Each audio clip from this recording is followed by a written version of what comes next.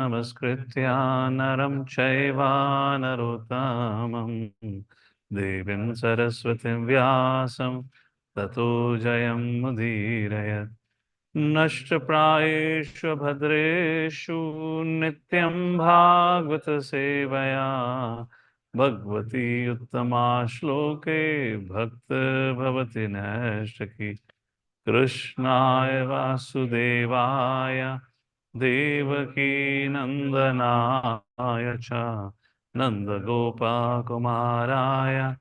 गोविंदाय नमो नमः। Hare Krishna. So, to blur it off. Hare Krishna. So, we welcome everyone for today's Srimad Bhagavatam class. We are reading from third canto, chapter number 24, titled as The Renunciation of Kardam Muni. So, this chapter, just to do a quick recap, begins with, Kardam Muni pacifying Mother Devhuti, who was lamenting at the end of the previous chapter because Kadamuni had indicated that he would be going to the forest.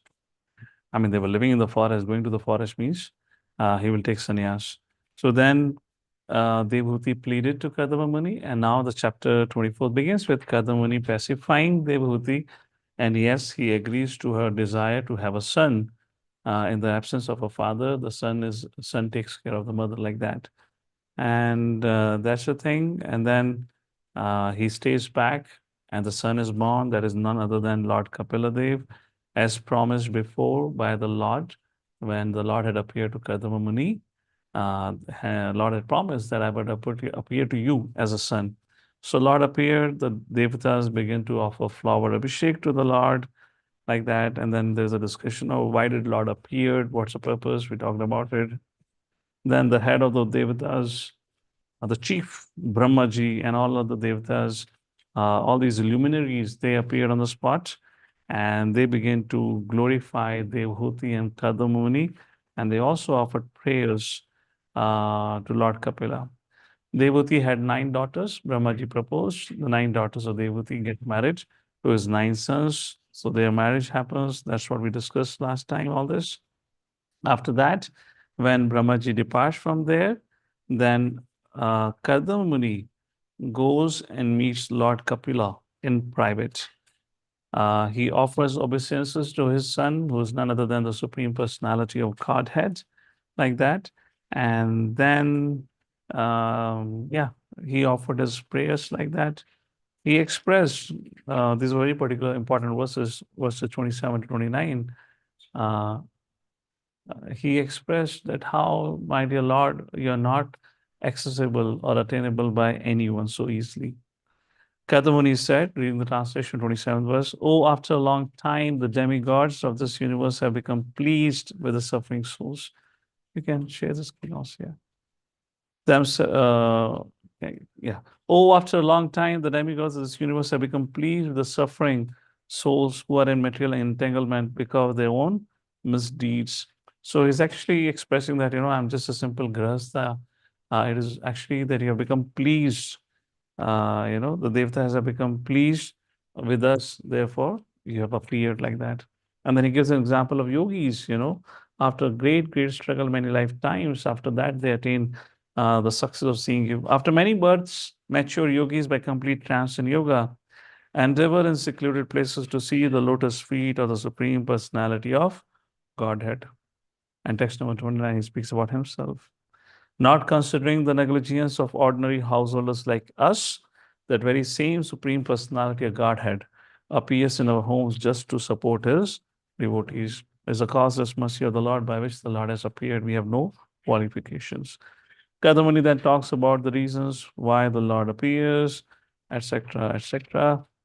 And then he surrenders, and then he asks permission, blessing from the Lord, where he makes a point, my dear Lord, I want your blessing and permission. I want to renounce, I want to take sannyas and go to the forest, like this. So we discussed about it last time. Are, you have a Lord at your home. Why do you want to leave Lord and go to the forest? Anyone remembers the reasons? There were 4 reasons we discussed. Kadamuni was so fortunate that he had Lord appear to him as his son. And yet he is asking the Lord, my dear Lord, please bless me so I can go and follow the path of renunciation and leave house forever, never ever to come back, which means he's not gonna see the Lord again. Why would he make this kind of a prayer? Anyone remembers? Okay, let's hear one by one reasons. Online devotees, let's hear from you also. Raise your hand. Otherwise, Mother Seema, go ahead. To follow the Vedic injunctions. Okay, to follow the Vedic injunctions, rules, and regulations. So there is a retirement age and then there is a sannyas age we should follow. So you wanted to abide by the instructions. Okay, very nice. What else? Just Wanted connect. das Just connect. wanted dasya bhav and not vatsalya bhav. Okay, yes. Okay, let another devotee say now. Thank you for that. So, yes, actually, he was firmly situated in Savita mood. For him to get into a Vasaliras would have hampered his natural mood of service. Okay, second reason, very nice. What is the third reason? Ravi Bhatkar Prabhu. Let's hear from you.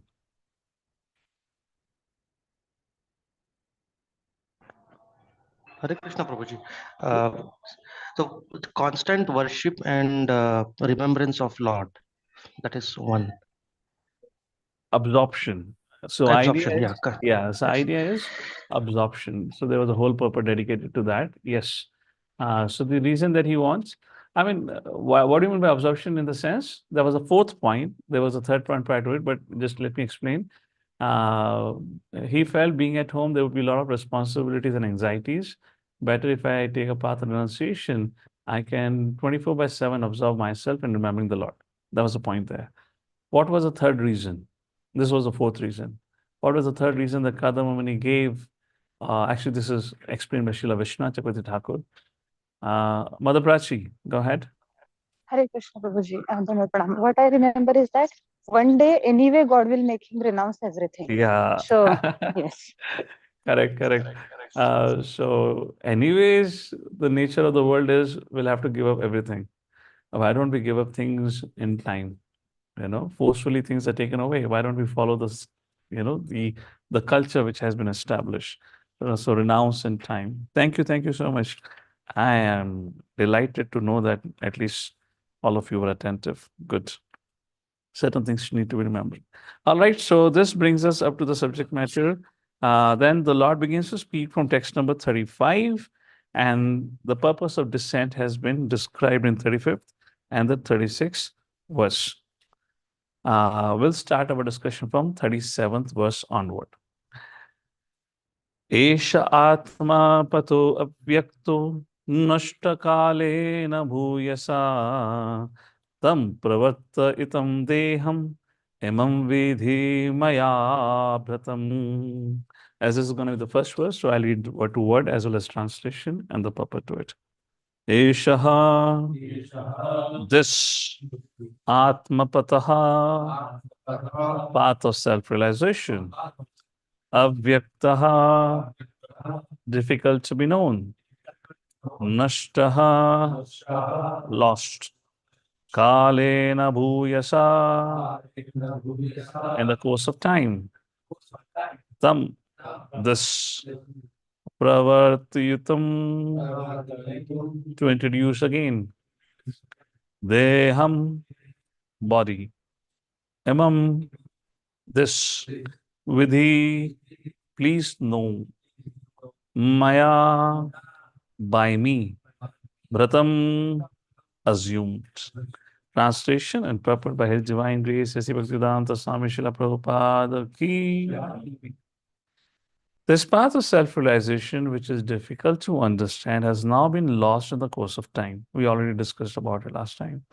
Please know that I have assumed this body of Kapila to introduce and explain this philosophy to human society again. Purport. Somebody would like to read the purport? You can read, but I will be audible. Can I read, Prabhuji? Read the first paragraph, Mother.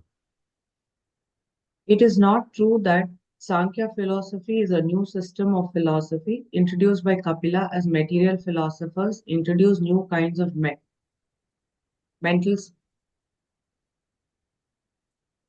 mental speculative thought to supersede that of another philosopher. On the material platform, everyone, especially the mental speculator, tries to be more prominent than others. The field of activity of the speculators is the mind. There is no limit to the different ways in which one can agitate the mind, and thus one can put forward an unlimited number of theories. Sankhya philosophy is not like that. It is not mental speculation, it is factual, but at the time of Kapila, it was lost. Thank you. Sankhya philosophy is nothing new. It has been existing from the time immemorial, but it was lost, and Lord Kapaladev appeared to introduce it. All right, Satyanarayana Prabhu, go ahead. Here's the next In one. the course of time, a particular type of knowledge may be lost or may be recovered for the time being. Online is Audible कहाँ से होगा? तुम्हारा speaker आवाज करता है, तुम इसी की आवाज को सुन रहे हो. Your speaker should have said the other sound unmuted.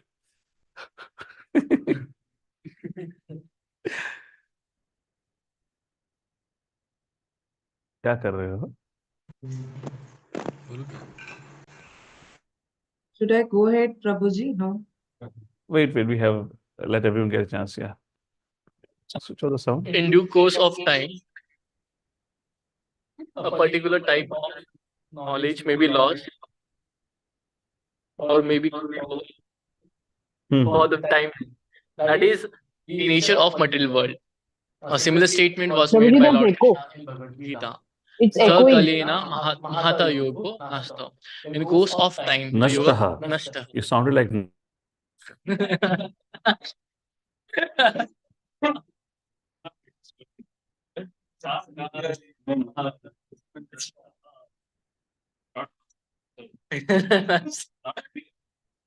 In the course of time, the yoga system, as stated in Bhagavad Gita, was lost. It was coming in parampara and disciplic succession, but due to the passage of time, it was lost. The time factor is so pressing that in the course of time, everything within this material world is spoiled or lost. The yoga system of Bhagavad Gita was lost before the meeting of Krishna and Arjuna. Therefore, Krishna again enunciated the same ancient yoga system to Arjuna, who could actually understand Bhagavad Gita. Similarly, Kapila also said that the system of Sankhya philosophy was not exactly being introduced by him. It was already current, but in course of time, it was mysteriously lost, and therefore he appeared to reintroduce it. That is the purpose of incarnation of Godhead. Yada yada hi dharmasya glanir-bhavati bharata. Dharma means the real occupation of living entity. When there is discrepancy in the eternal occupation of living entity, the Lord comes and introduces the real occupation of life. Any so-called religious system that is not in the line of devotional service is called adharma samsthapana. When people forget their eternal relationship with God and engage in something other than devotional service, that engagement is called irreligion. How one can get out of the miserable condition of material life is stated in Sankhya philosophy, and the Lord himself is explaining this sublime system. Om Ajnanatimirandasya Jnananjana Shalakaya Chakshuram Militam Yen Tasmai Shri Gurave Namaha Namo Vishnupadaya Krishna Prishtaya Bhutale Srimate Bhakti Vedanta Swamini Namine Namaste Saraswate Deve Gauravani Pracharine Nirvishesh Shunyavadi Pashatadi Shatarine Namo Mahavadanyaya Krishna Prema Padayate Krishnaya Krishna Chaitanya Namane Gautase Namaha Vanchakalpatarubhyasya Kripa Sindhubhya eva cha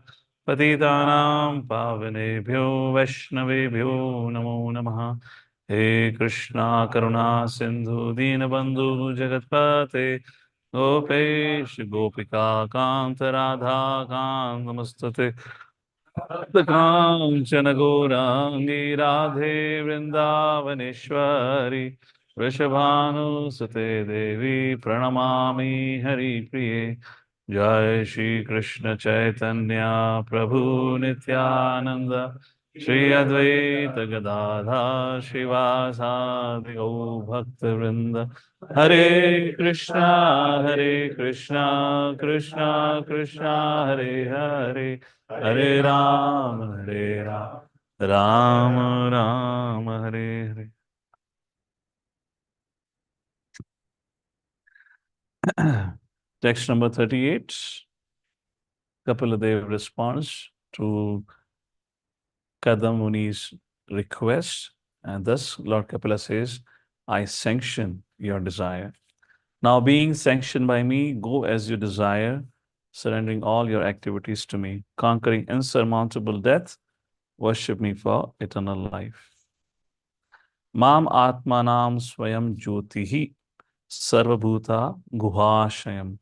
Atmanivatmana Vikshya Vishako Abhayam. Very beautiful verse. In your own heart, through your intellect, you will always see me, the supreme self-effulgent soul, dwelling within the hearts of all living entities. Thus, you will achieve the state of eternal life, free from all lamentation and fear. Prabhupada, in the purport to text number 38 and 39, actually talks about this is what is the goal of Sankhya Yoga, to realize the presence of the Lord, not the atheistic Sankhya Yoga offered by another. Prabhupada called as a fake Kapila Muni of Kali Yuga. Text number 40, Lord said, Matra Adhyatmikam Vidyam Shamanim Sarva Karmanam Vitarshe Yaya Chaso Bhayam Chati Tarshati. Bhayam means fear. I shall also describe, Kapil Dev is speaking to Kadama, this Sankhya knowledge to my mother, which is, so he says, I shall describe the sublime knowledge, which is the door to spiritual life, to my mother, so that she can attain perfection and self-realization, ending all reactions to fruitive activity. Thus, she also will be freed from all material fear. This is a very, very important purport. I don't know why, but sometimes, again, probably I would call it as misunderstanding of feministic ideas. Sometimes some ladies or mothers say, oh, look at it in the Vedic sciences and culture. You know, at the end of the day, you have to do everything on your own only. And they would give an example. See, Yudhishthir and all the Pandavas, they just left. They didn't even thought about Draupadi. No, no worry about her. Lord Ram left Mother Sita to the forest, etc., etc. So uh, the point is, it is said the wife is dependent on husband. There is a culture.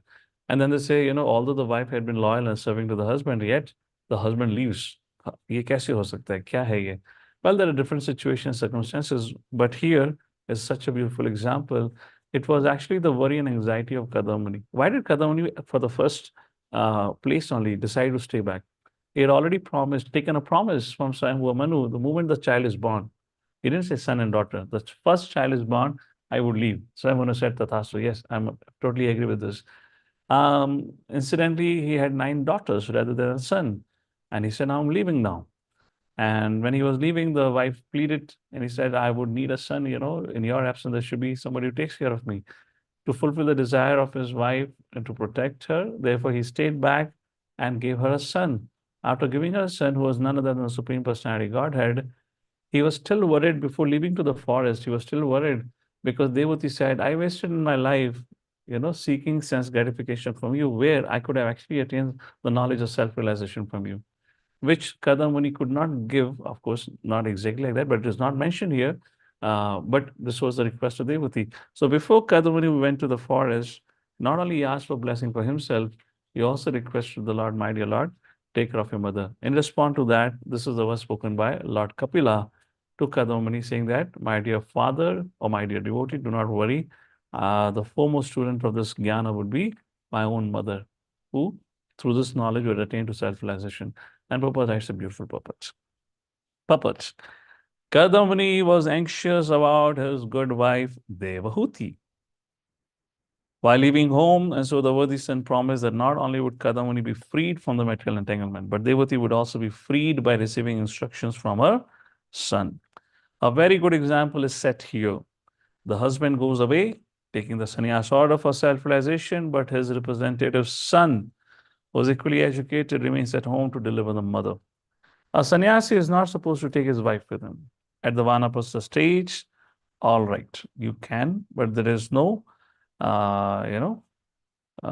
sex relations. But in the sannyas order of life, one cannot keep his wife also with him. That's not possible. Then in the next paragraph, Prabhupada said, Kadamani followed the Vedic injunction that no one in sannyas life can have any kind of relationship with woman. But what is the position of women? In other words, it is mentioned, what is being discussed here? Well, Kadamani was going to the forest. Devati ko bhi le jate. What's the problem?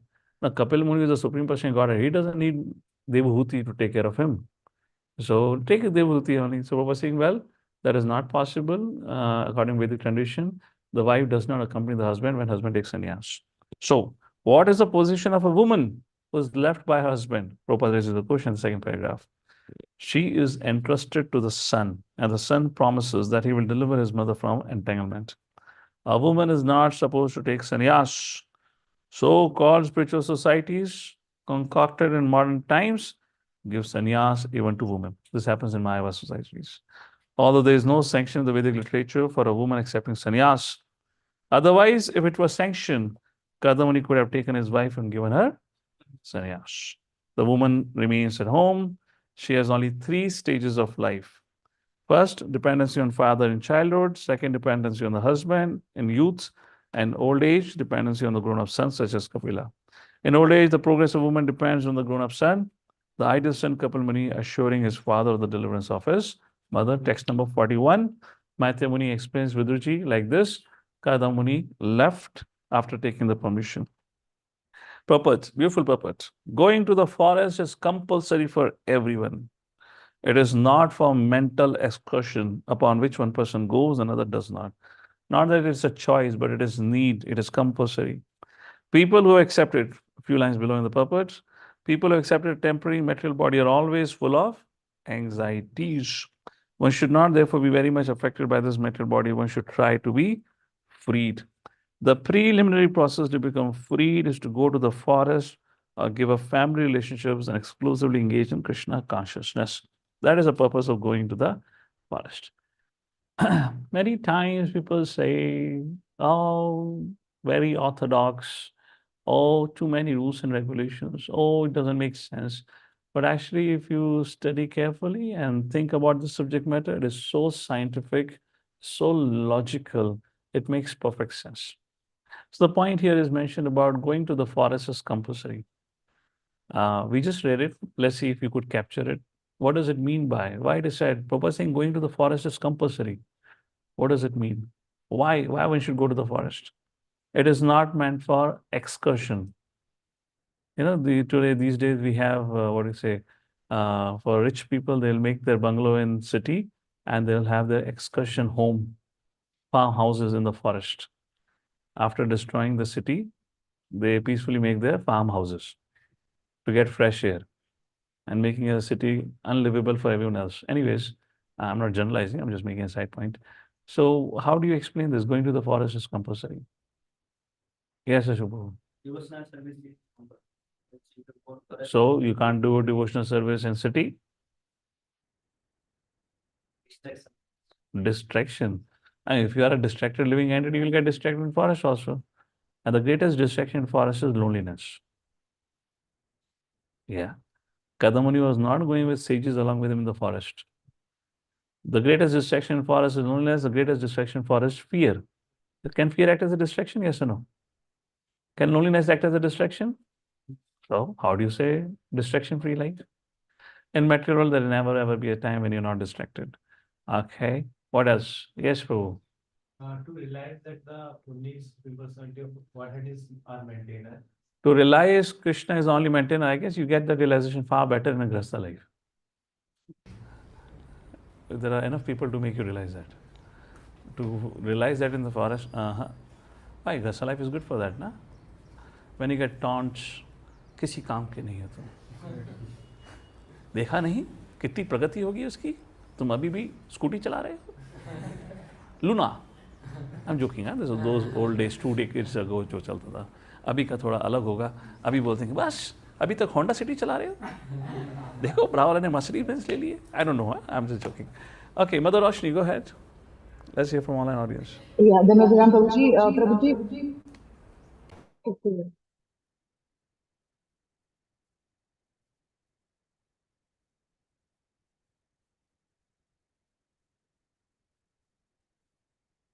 Sure, Mother Roshni said. Okay. Yeah. Yes. Yeah. Hare Krishna. Yeah, audible now.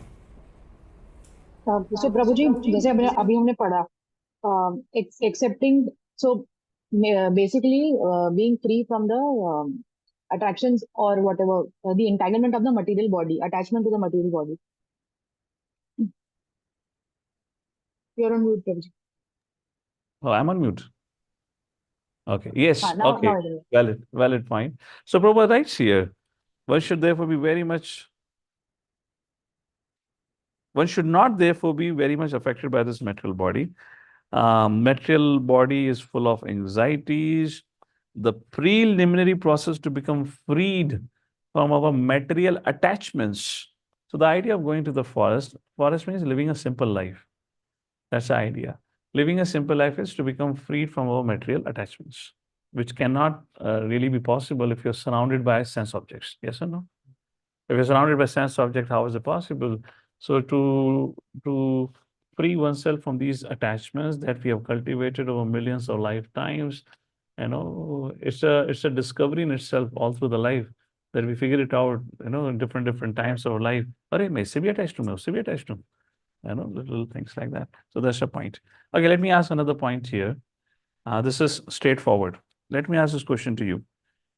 Have you heard, have you read, or do you remember shloka? You don't have to quote shloka, but how many of you acknowledge and remember hearing, reading? In a guru-disciple relationship, obedience is must. Raise your hand. In guru-disciple relationship, obedience is must. How many of you agree that there is a shastric praman for that, right? Jo bola, so karo. Now, please justify. Why?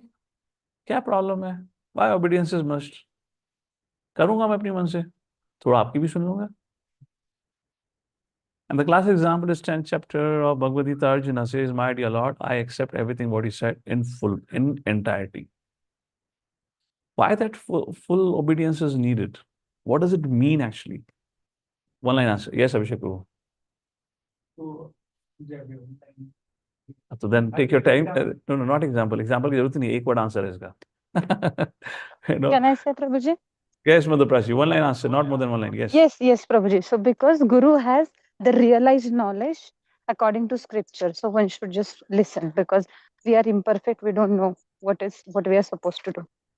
Yeah, that is true. That is why you take guidance. Obedience is what I'm asking. Complete obedience. Jo bola so karo. That's the point here, right? You may call it, Mother Hindu Radhika is calling surrender. But why? If I don't do, would I not succeed? That's the point here. Then If how I would you don't do, surrender to Krishna? how would you surrender to Krishna?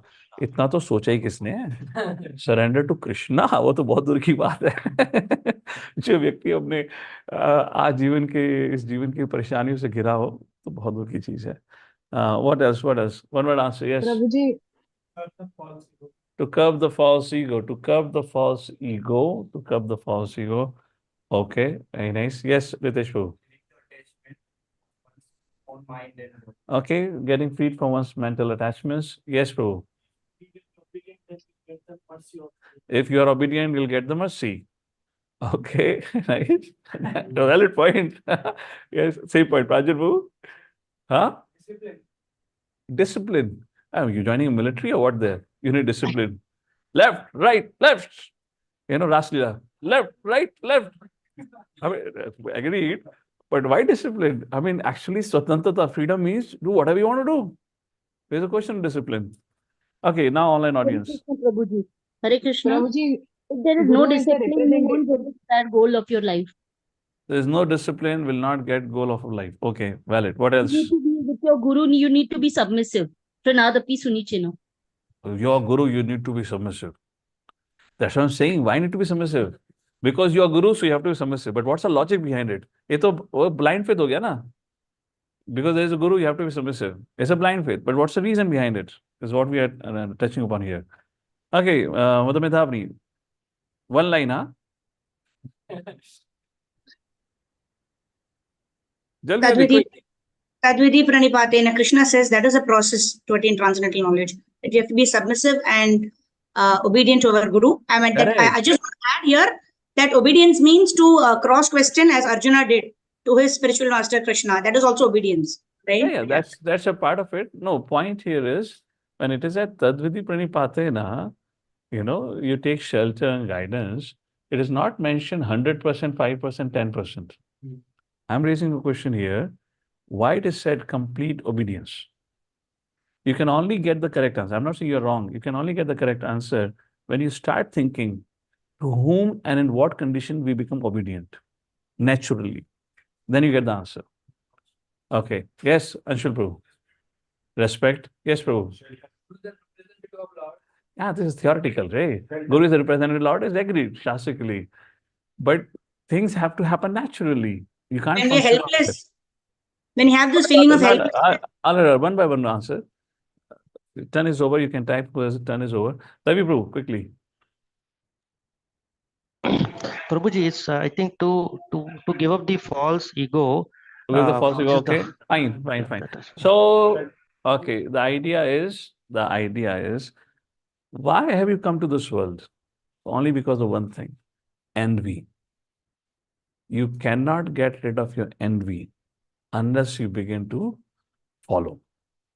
Now, let me ask this question. Imagine if in place of Arjuna, it was Duryodhan to whom Krishna would have given this instruction. Duryodhan who's envious. Do you think Duryodhan in the 10th chapter would have said, Krishna, whatever you say, I follow? I mean, Krishna is the same Lord.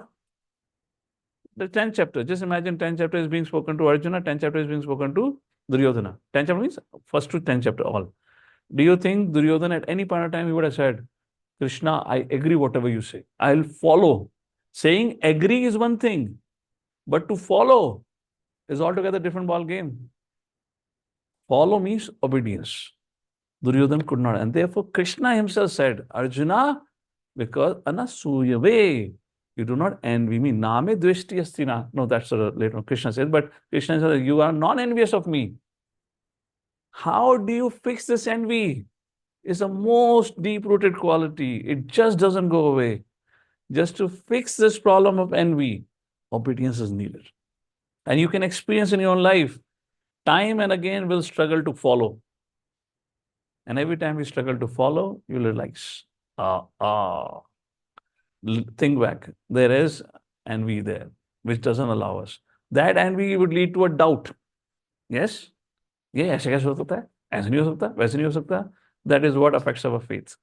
So why it is said obedience is because to overcome. How do you otherwise think about it? What is the solution for envy? What is the solution for envy? This is the way you fix envy. Obedience. We have to follow. And that's how when we practice this obedience quality, of course, therefore surrender is said to be a process. When you follow it for a while, not for a while, when you follow it gradually as a level of surrender and obedience increases, to that degree you will experience freedom from envy within yourself. And to that degree, our service attitude, our childlike nature, innocence, everything will begin to manifest. Nothing has to be understood, nothing has to be believed. You will automatically develop all those qualities as Krishna mentioned at the end of the 12th chapter, particularly from 13th verse onwards. Non-violent, everything that happens automatically. See, everything is so scientific and logical. If you just will sit back and think, I just made that point, just one side point, because to understand, going to the forest is compulsory. No, there is no exception to it. It's needed. Otherwise, we cannot make progress. Okay. Now, in our case, going to the forest, what I was trying to say is, which means living a simple life free from sense objects. Therefore, it's so fantastic, huh? People buy apartments in Vrindavan, fitted with multiple ACs. And then bring the photos of Goswamis there. Goswamiji is staying in central AC apartment. I mean, we know what the Goswamis, they lived under a different tree every day, every night. So, I mean, you don't go Vrindavan for that purpose. If you really want to go to Vrindavan, then you at least go with an idea that I live a simple life. If your body cannot accommodate, then better you stay back and practice devotional service elsewhere. In coming Sunday, I'll speak on this. Prabhupada very categorically mentioned, unless you're freed from your material attachments, do not visit Vrindavan for more than 4 days. 3 places Prabhupada quotations are there. ठीक है, हम यात्रा पे 7 दिन के लिए जा रहे हैं. That is my responsibility. Don't worry about it. इसलिए आप लोग, हाँ, वृंदावन में सही बात है. वृंदावन में तो 3 दिन ही रुके हैं. Yes, yes. Oh, it was incidentally not planned, but yeah, हो गया. हमारा follow हो गया. But anyways, we are taking it, so that's all right. But I took a time. First yatra people go to Vrindavan. I don't know how it really works out. Vrindavan को क्या समझा हुआ है. Anyways, fine. So I don't want to comment on any of those things. But ठीक है, fine. Let's come to text number 42. I hope you got this point of obedience? What is right is said, obedience, follow, There is so much emphasis given on culture and etiquette between senior and junior. It is just to fix the envy. It is just to fix. Envy is so gross and envy is so subtle. Gross is something where we get into criticism. And subtle is lead to competition, lead to the quality of show off. Therefore, it is said in front of Guru, one should act as foolish. Even if you know, keep your mouth shut. Pretend as if you don't know. And you can learn this very beautifully from Yudhishthira Maharaj's life. I love this character when I read Mahabharata. I mean, he's Dharmaraj. But when anyone will come, he will act as if he doesn't know and he'll ask. He will not speak unless he's asked to speak. And watch yourselves now. How eager we are to speak. Who asked you to speak? Who asked you to speak? We are so eager to speak, even in things and areas which we have no idea, but because I saw on Google, so therefore I know. No practical experience. You see that? It is just to show off. I am also somebody. Competition. This is all manifestation of envy. So therefore, these are things that I'm just kind of bringing your attention. Just keep repeating again and again. So you're aware of it, how it manifests. And the worst part is when the other party knows why you're speaking, it is more embarrassing. So it is said, do not open your mouth. Speak only when asked. Unnecessary जो लोग बोलते हैं ना, अपनी मूर्खता को ही प्रकट करते हैं. इसलिए when we are growing up ना, we should be very careful when and how to speak and what to speak in front of seniors. It's a very risky thing. Anyways, so our spiritual science is very subtle. Fine, let's go to text number 42. The duties of a sannyasi. Vratam sa astito maunam atmaika sharano munihi niyasango vaicharat shonim anagne anite tanaha. 5 things are mentioned here. Maunam, silence. The idea of going to the forest is there's nobody to speak, no prajalpa. So now chant Hare Krishna. Then Atmaika Sharano Munihi. Munihi means sage. The Muni means self-control. That's the meaning of what Munihi. Nihasangha. Nihasangha means without any worldly association. Vayacharat Shonim. Anagnir. Anagnir means without fire. No pula chapati and bakri in my case. Aniketanaha, and without shelter. And you can see this interestingly in the life of Goswamis. Some of them used to eat this, what you call dal bati. Take those, mix it, and jalti हुई आग के ऊपर थोड़ा सा भुना और खा लिया. They will stay underneath a tree, will not have any possessions, in Raghunath Das Goswami, right? Jai Singh was his disciple, Raja Jai Singh. Imagine, Jiva Goswami had great kings as a disciple, yet they never had even a cottage built for them. So like that. So that's the point mentioned here. So I don't know what much to speak on this.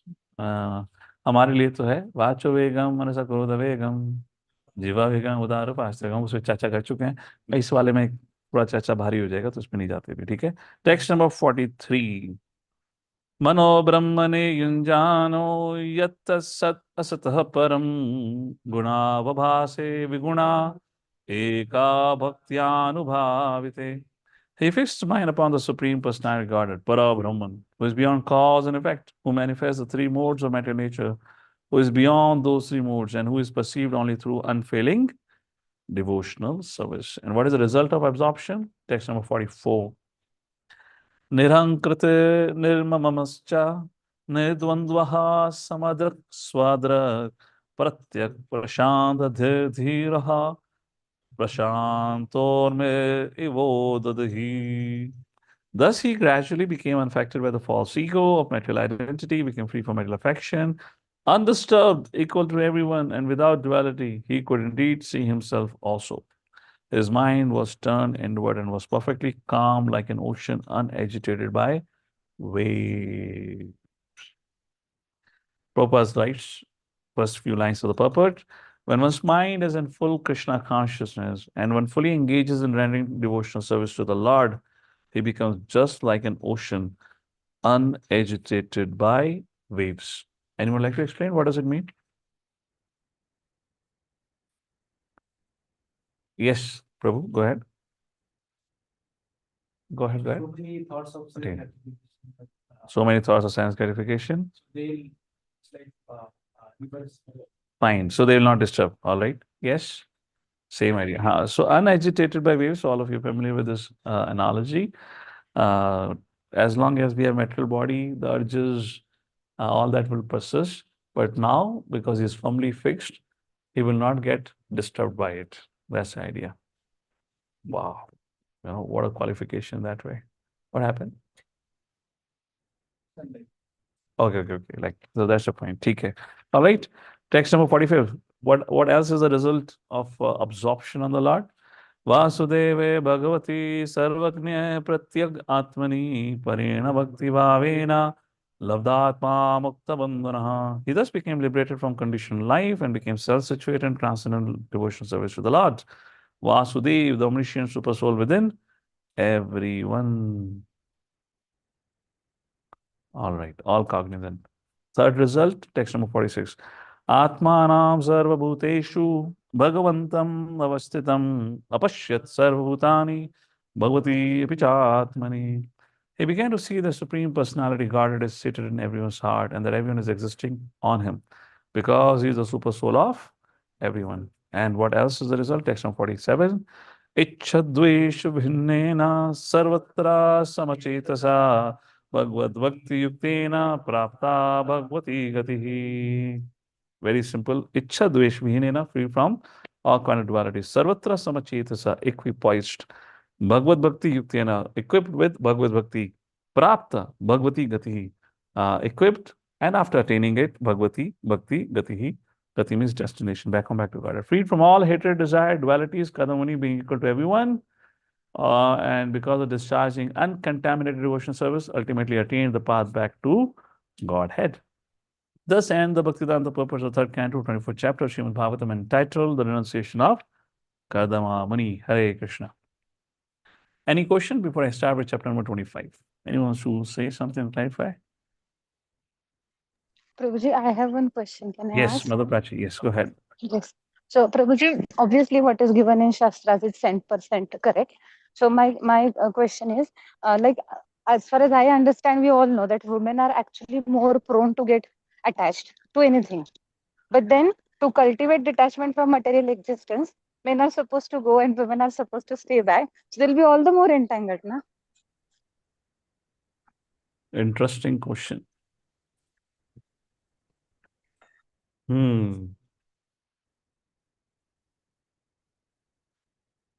See, the idea of what you're saying is psychologically fine. The idea of mothers, why scriptures do not recommend, is just because a female body cannot really tolerate harsh austerities that one has to undergo while being in the forest, away from the family situation. There is a constant fear of wild animals, and then harsh weather conditions and those situations. And thirdly, there is always a fear, from other men, where the man can exploit a woman. So these are some of the reasons why mothers are not recommended for such kind of path of renunciation. As far as for mothers to, let's talk about the goal. The idea of becoming attached is to become self-realized. Sorry, the idea of becoming detached from sense objects to become self-realized. Actually, for mothers in general is quite easy. I would not say quite easy, but it's easy than men.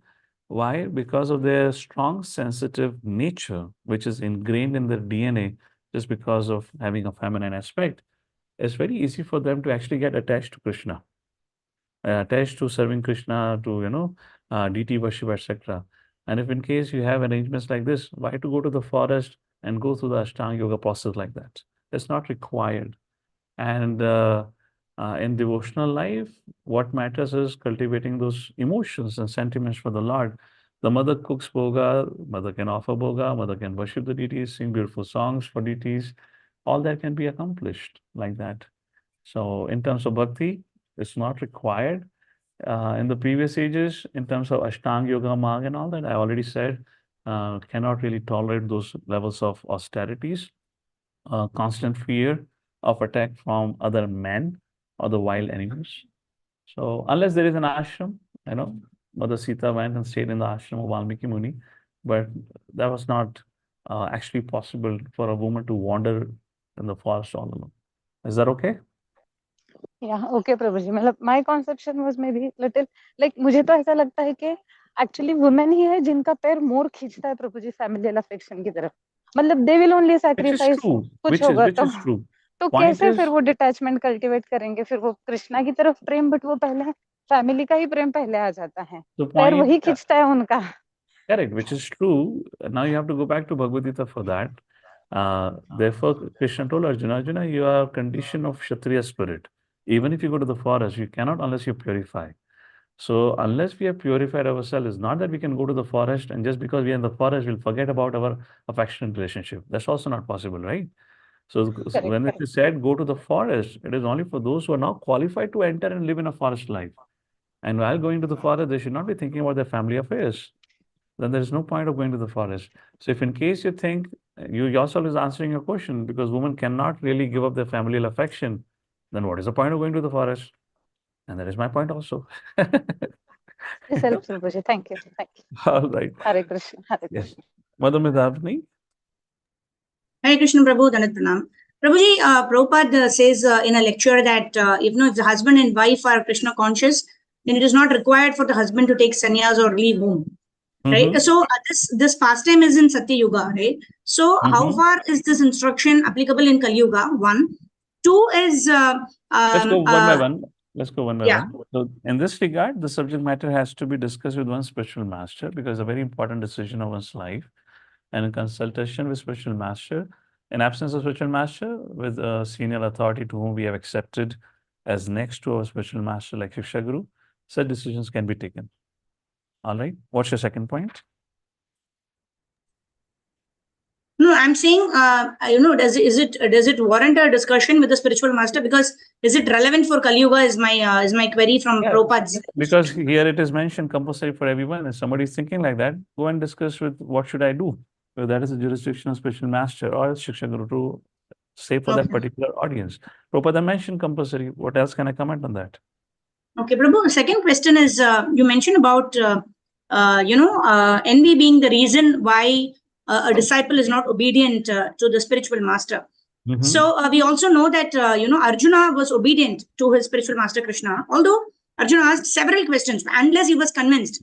Till the 18th chapter of the Bhagavad Gita, until he says, so what is the point of asking questions with obedience? Obedience doesn't mean you don't ask a question. So no, that's exactly what I'm trying to understand. What is the meaning of obedience? When you're saying you have to be obedient, right? So we see that Arjuna was obedient. All right. I got the question. What does obedience mean is, jo bola gaya hai wo karo. All right. If you're not clear, then you ask. I'm not very clear with that. Okay. Even if answer has been given, answer has made it clear for you, but you're not confident, then you express, actually, I don't feel qualified. It's all fine. But the problem of obedience versus disobedience comes is, even something have been told, we don't do it. Kaun karega? We don't pay attention to it. Or we doubt it, but we never clarified it. All right? So these are the things that you can do. So, Two things Prabhu, again, just to summarize it, yeah, we'll move forward now. We can come back to your questions. Two things. What you can do, you can always ask a question to get a clarity on it. I'm not clear how to do it. Second thing is, I'm not confident. I don't feel qualified for it. And both are valid because both of it do not doubt what has been spoken by or told by the authority.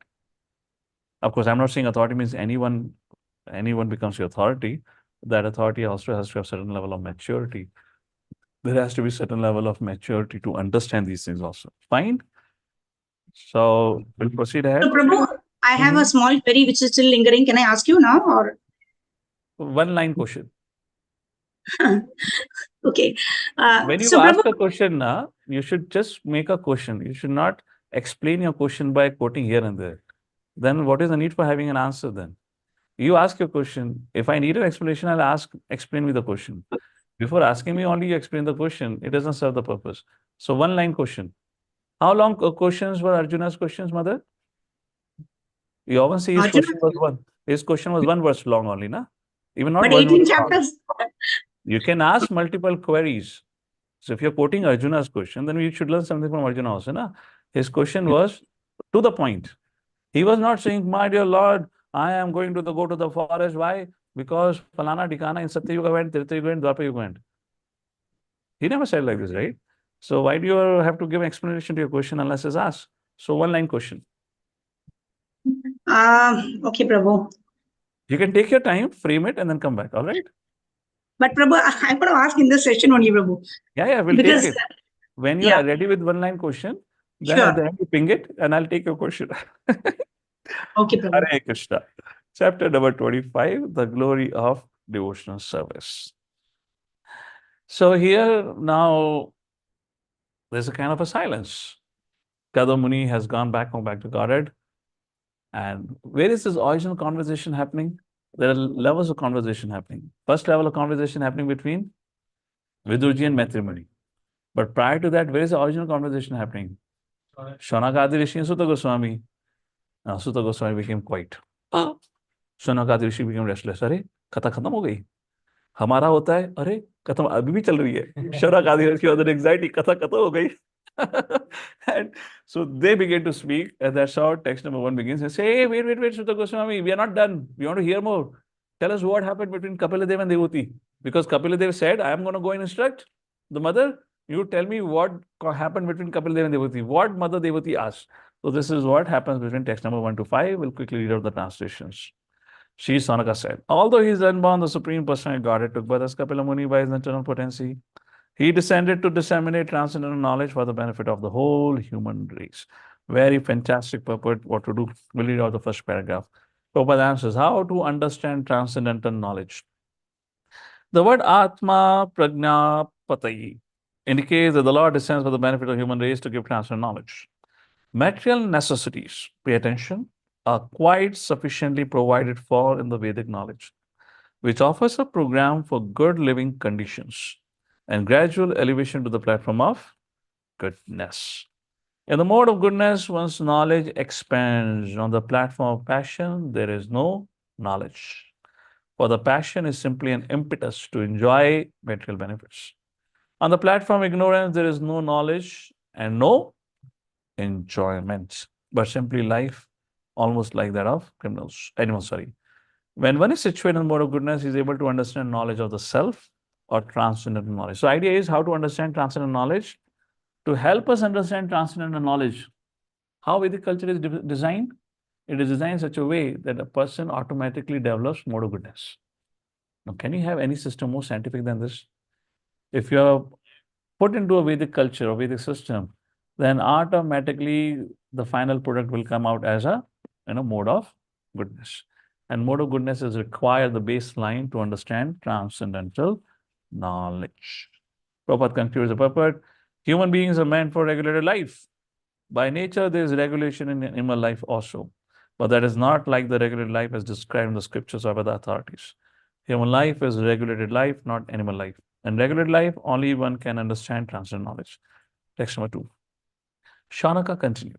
There is no one who knows more than the Lord himself. No one is more worshipable or more mature a yogi than he. He is therefore the master of the Vedas. And to hear about him always is the actual pleasure of the senses. They're justifying their case. Why we want to continue hearing. So there is no one who knows more than Lord himself. So what are they indicating? अभी कदमुनि तो चले गए. Nobody knows more than Lord. And to hear about him always is the actual pleasure of the senses. So they've given enough hints. Now you should speak about what Lord Kapila spoke to Devavati. Isn't it? You're getting the hints here? Prabhupada writes in the purport, last paragraph, to hear from Krishna is a real pleasure of the senses. Therefore, he is known as Govinda. But by his words, by his teaching, by his instrument, everything connected with him, he enlivens the senses. Hearing from Krishna or his expansions, like Kapila, is very pleasing to the senses. Bhagavad Gita can be read or heard many times because it gives great pleasure. The more one reads Bhagavad Gita, the more he gets the appetite to read and understand it. And each time he gets new enlightenment. This is the nature of the transcendental message. And the last line. The more we hear and chant the glories of the Lord, the more we become happy. Text number 3. Therefore, please precisely describe all the activities and pastimes of the Lord, who is full of self-desire and who assumes all these activities by his internal potency. So, Shaunaka Rishi said, please continue. Describe what happened between, what Lord Kapila did. Come back to Sutta Goswami. Sutta Goswami responds. Sutavacha dvaipayena sakastu evam maitriyo bhagavan stata rahedam viduram prita anvikshya prachoditaha. Very well said. In the same manner, Vidurji asked Maitra Muni, and he encouraged Maitra Muni to speak further. And Prabhupada writes a beautiful purport about questions and answers. Prabhupada writes, question and answers are very satisfactorily dealt with when the inquirer is bona fide. What do you mean by inquirer is bona fide? And the speaker is also authorized. What do you mean by inquirer is bona fide? Yes, Abhishek Prabhu, justify your case. I mean, you're right now inquirer, na? So let's say, in that way of saying.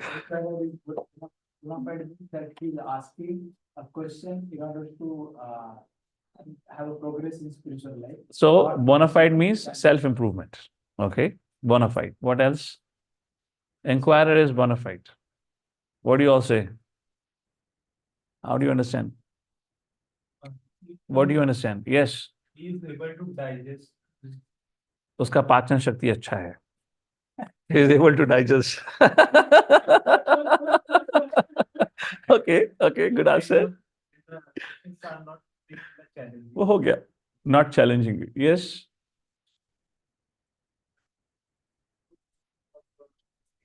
Submissively inquiring. What else? Yes. He should not be envious. Okay. Anyone online? Yes, Ravi Prabhu, unmute and go ahead. Yes, so Prabhuji, he is asking question, not being envious, so. Okay, not being envious. All right, all are correct. My take on bona fide means he's just not asking question for the sake of asking. This is my take on what bona fide.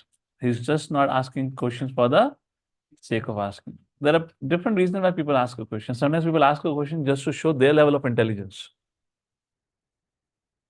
Have you seen? And then people come and tell them, क्या question पूछा था? बोले हाँ भाई, हम question भी बहुत बार पूछते हैं. Have you ever had that experience? Question is asked, people come and glorify. क्या question पूछा था? उसको लगता है अरे वाह, मैं हर क्लास में question पूछूंगा. मैं प्रवक्ता तो नहीं बन सका, कम से अच्छे question तो पूछ लूंगा. So question asked only for the sake of asking, but not really meant for it.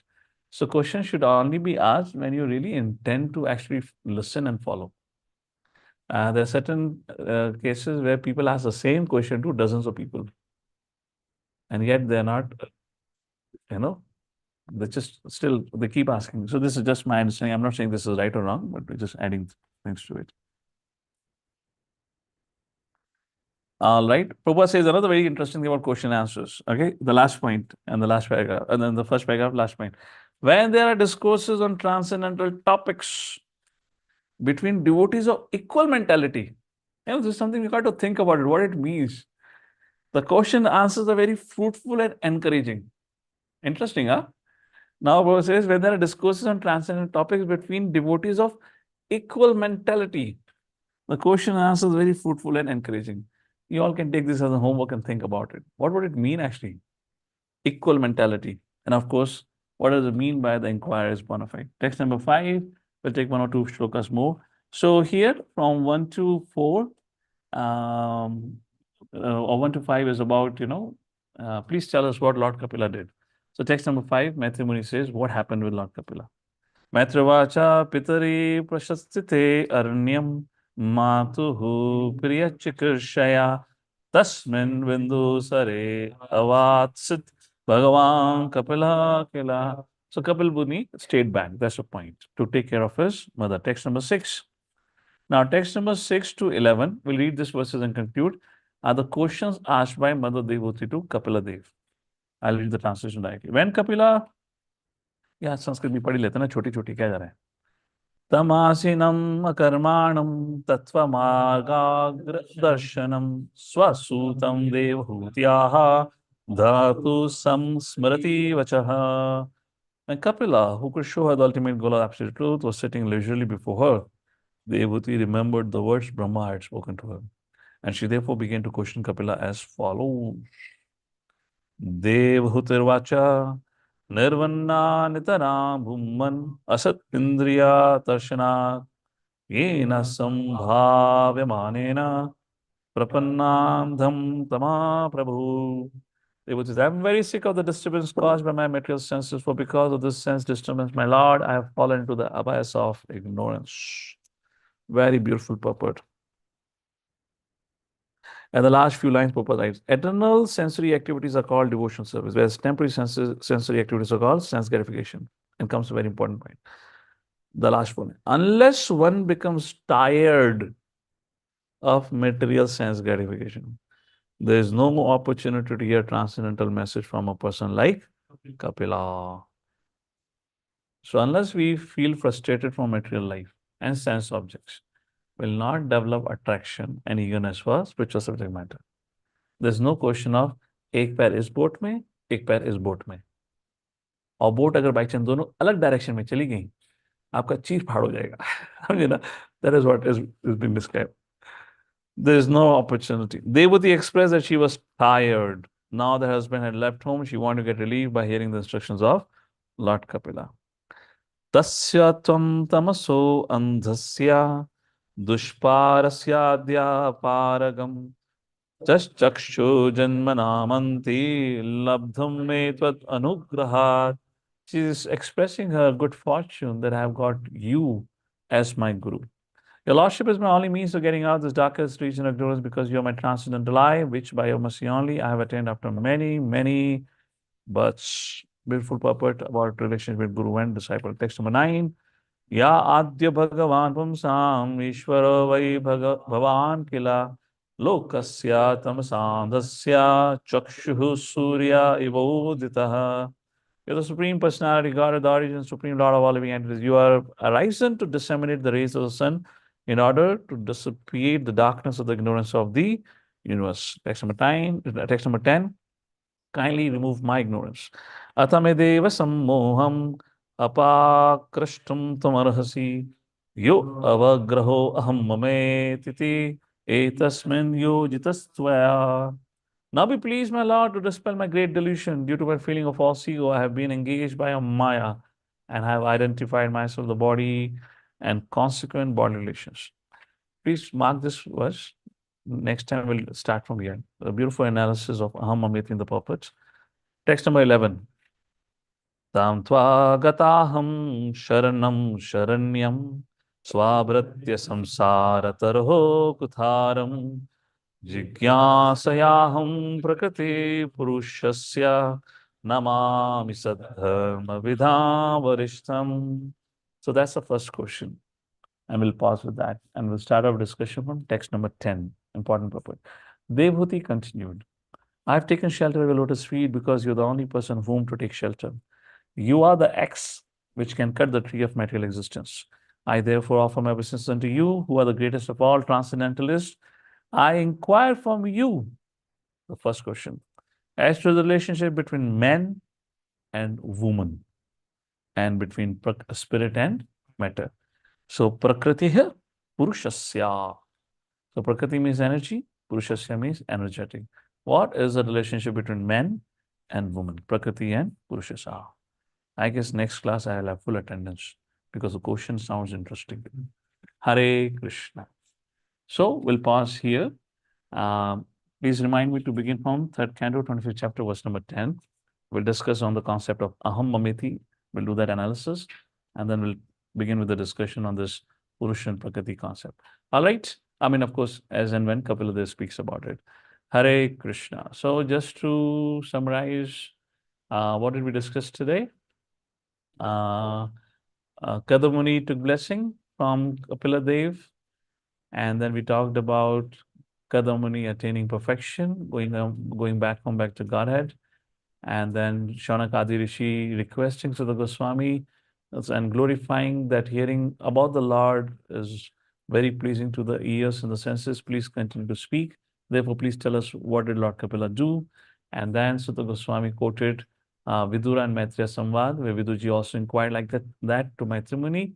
And then Maitreya Muni said, well, after Kadamuni left, Kapila Muni stayed back, at the bank of Bindu Sarovar with his mother. And then Mother Devhuti inquired from Kapila Dev. So we read few verses from 6th verse up to 11th verse, where first of all, Devhuti expressed her pitiable condition. Oh, I'm fallen into this whole well of ignorance. I know nothing. I've wasted my life. I'm frustrated now. Please enlighten me. I'm so grateful that I've got you as my guru. Like these were the verses. And now in the 11th verse, she asked the question, my dear Gurudev, or my dear Lord, please tell me, what is the relationship between Prakriti and Purushaha, man and woman? That will take it when we meet next time. With that, we pause here. Thank you all for your kind attention. Jagadu Srila Prabhupada ki. Prabhu, I put my question on the chat box, Prabhu. Yes, before we One line. Yes, Mother. Before we conclude, so being inspired by Kadamuni's journey to the forest, we'll also be taking our journey to the forest this year. We, not me, I'm not going. I'm going to say, we are planning for our youth yatra with everyone to Kedarnath. So we'll go to Tilwada and Kedarnath, only these two places. No Haridwar, no Rishikesh. Directly land to Tilwada. Remember Tilwada? Yeah. Who remembers Mandakini? The high waves of Mandakini. We'll stay in the guest house for 2 days. 2 days, extended days. And then we'll go to Kedarnath. For at least 3-day visit to Kedarnath. We'll stay on the top this time. Okay. So we'll go in September. Bookings open from today. I mean, all of you are there. So I thought before, I get caught up with other engagements. So Yatra team, start planning. In the later on meeting, remind me of this. I'll tell you what to do about it. Because ticket booking will have to begin now only. September. And I'll tell you the dates. All right. Yes, let's come to the class here. What was the question? Yeah, something was put on the chat. Let me read the chat box. भैया ये तो आप ही पढ़ लो. हाँ, ये एक line है.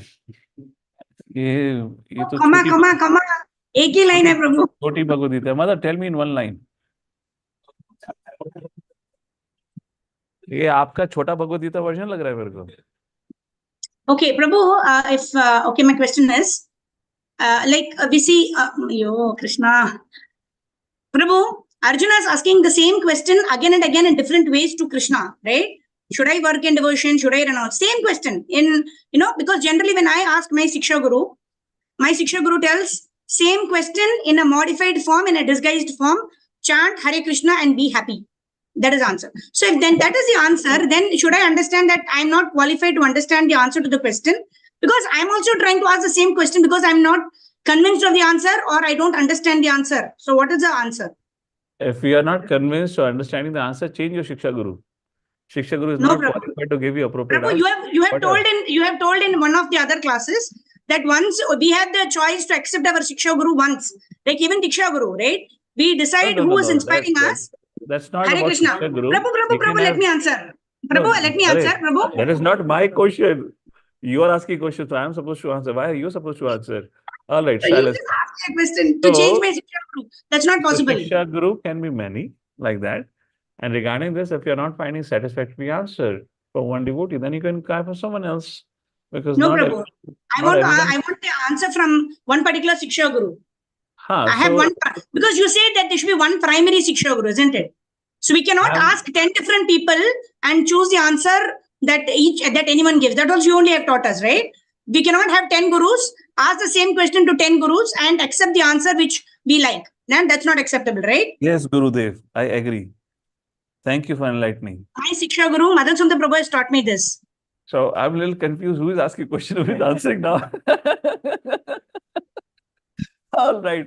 Jagadguru Srila Prabhupada. Your various answers into perspective to understand how I should act. Hare Krishna. All right, mother. Okay. Prabhu, you have not answered my question, Prabhu. Medami ji, I think I'm afraid to say that I didn't even understand the question. Then Can we leave the meeting? Is there any question? Yeah, so question, as I said, originally also, if you're not finding satisfactorily answer, then maybe that's not the domain of that particular devotee. We can ask another devotee for that particular question. Maybe the other devotee, because you can't have expertise in every area. There are our Vedic science is so vast. So one devotee to expect to have expertise in everything is impractical. So it's possible we may not get satisfactory answer, then we can always inquire from other devotee. All right. Hare Krishna. Thank you, Dandavat Pranam. Dandavat Pranam.